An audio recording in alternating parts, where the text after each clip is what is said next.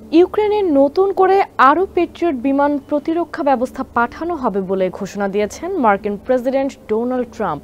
14 July white হাউসে ন্যাটোর মহাসচিব মার্ক রুটের সঙ্গে এক বৈঠকের পর এই ঘোষণা দেন তিনি।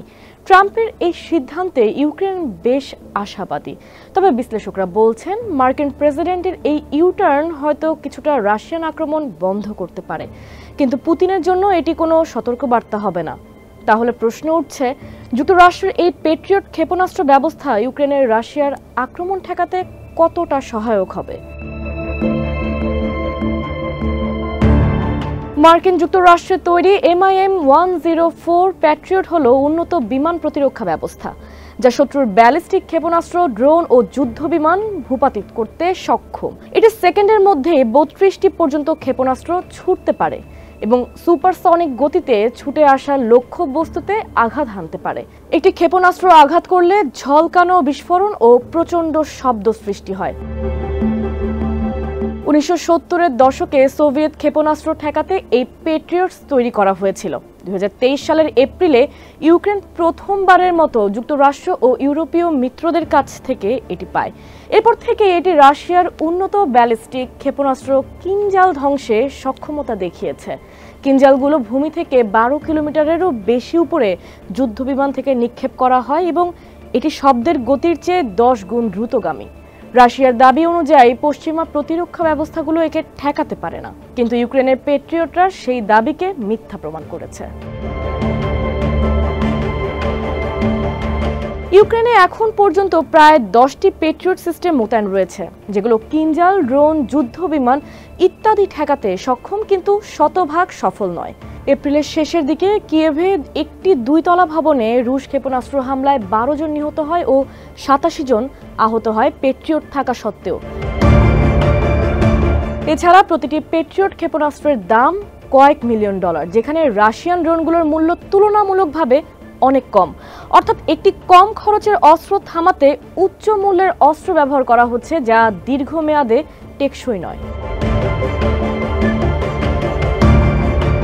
সম্প্রতি ইউক্রেনকে আরও পেট্রিয়ট সিস্টেম দেওয়ার ঘোষণা দিয়েছেন মার্কিন প্রেসিডেন্ট ডোনাল্ড ট্রাম্প, যা ন্যাটো মিত্রদের মাধ্যমে সরবরাহ করা হবে, যারা মার্কিন তৈরি ক্ষেপণাস্ত্রগুলো ইউক্রেনের কাছে হস্তান্তর করবে।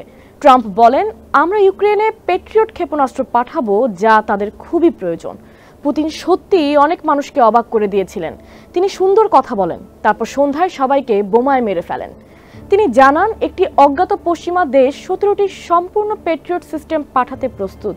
এদিকে জার্মান চ্যান্সেলর ফ্রিডরিখ মের্স কিছুদিন আগে অতিরিক্ত পেট্রিয়ট দেওয়ার কথা বলেছেন, তবে এই বিষয়ে বিস্তারিত কিছু জানা যায়নি।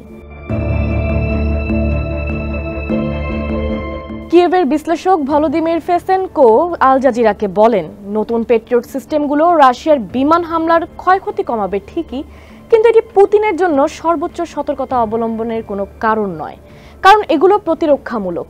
রাশিয়া বরাবরই দূরপাল্লার অস্ত্র নিয়ে বেশি সংবেদনশীল।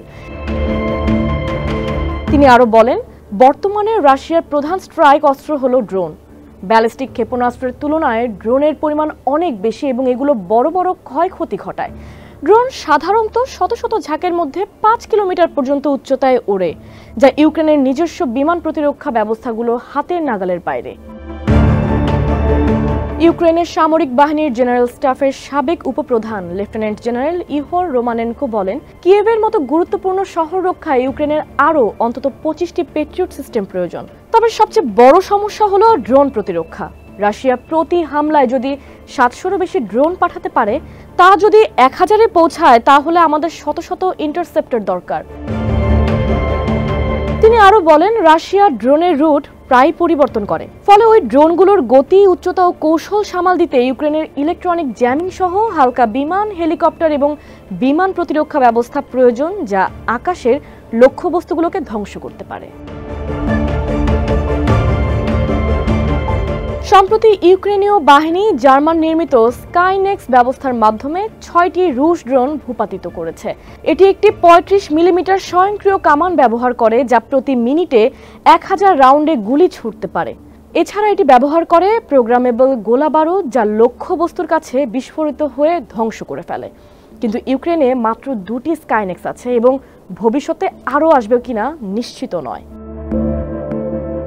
ইউক্রেনীয় ড্রোন যুদ্ধের অন্যতম ড্রোন বিশেষজ্ঞ আন্দ্রে প্রোনিন বলেন, আমরা এমন এক ইন্টারসেপ্টর ড্রোন তৈরি করেছি যা রুশ ড্রোন ধ্বংস করতে পারে, কিন্তু প্রতিরক্ষা মন্ত্রণালয় এতে কোনো আগ্রহ দেখায়নি। তার দাবি, সবকিছুই এখনো অপেশাদার পর্যায়ে আছে। মন্ত্রণালয়টি এতটাই ফাঁকা যে বাস্তব অগ্রগতি কিছুই হয়নি।